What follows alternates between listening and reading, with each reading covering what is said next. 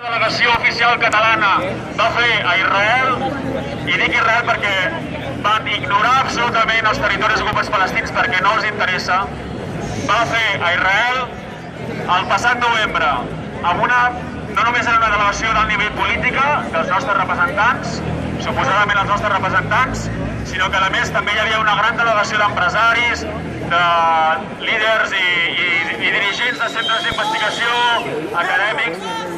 D'aquella visita es van firmar molts acords dels quals encara no tenim tots els detalls perquè, com sempre, aquest govern està actuant amb una manca de transparència brutal.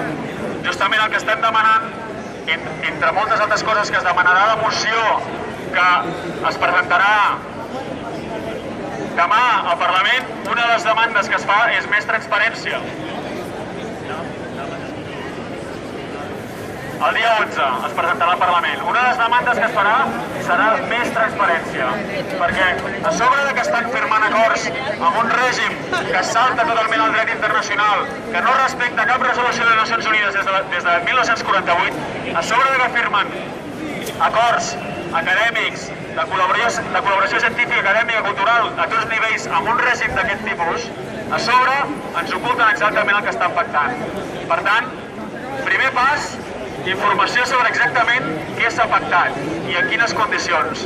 Però aquí no es queda. O sigui, acabar amb la complicitat no vol dir venir aquí avui, cridar i anar a marxar a casa i frustrats i seguir mirant les notícies mentre Israel massacra la població palestina de la Franja de Gaza, a Jordània, mentre reprimeix els palestins de la Palestina ocupada l'any 48 i mentre segueix negant el dret a retorn dels refugiats.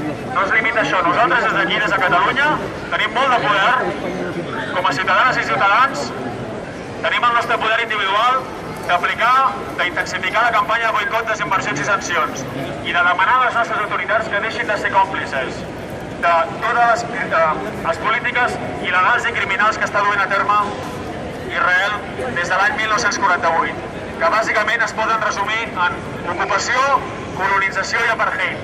I no des de l'any 67, des de l'any 1948, perquè recordem que va haver-hi una Nakba que pels àrabs palestins vol dir desastre, una Nakba on 3/4 parts de la població que vivia en aquells temps a Palestina, 3/4 parts, imagineu-vos el que és 3/4 parts d'un país que va ser obligat a fugir de les seves terres, vau perdre-ho tot i es van convertir en refugiats. Avui en dia, aquesta població i els seus descendents ja sumen 5 milions de persones. 5 milions de persones, que es diu fàcil i es diu ràpid, són les persones a les que l'estat d'Israel des de 1948 està negant el seu dret al retorn.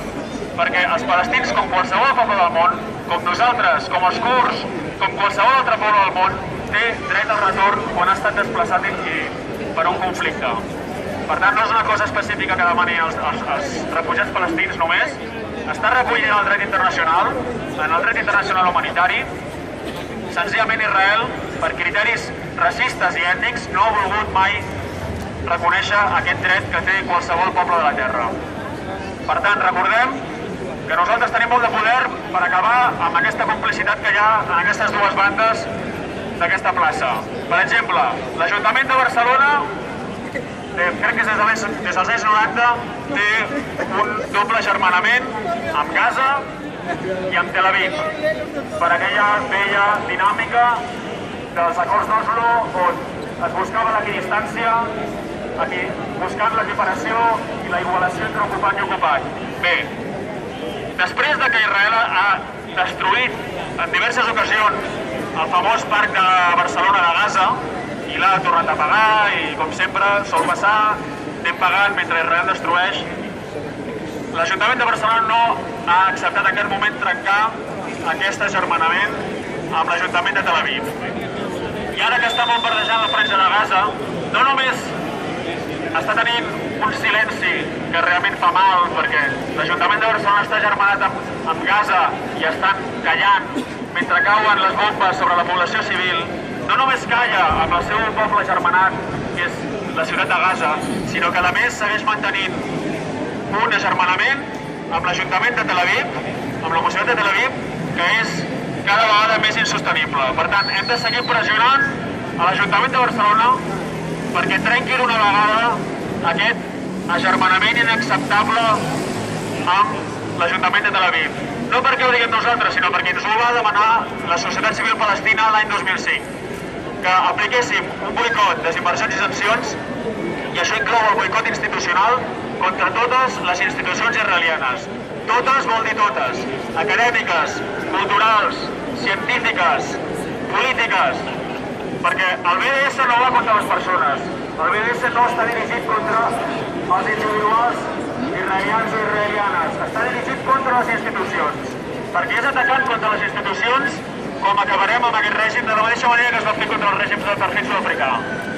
Per tant, prou complicitat amb l'apartheid israelià! Prou complicitat amb l'apartheid israelià!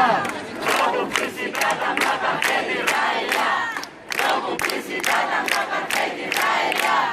Prou complicitat amb l'apartheid israelià! Prou complicitat amb l'apartheid israelià!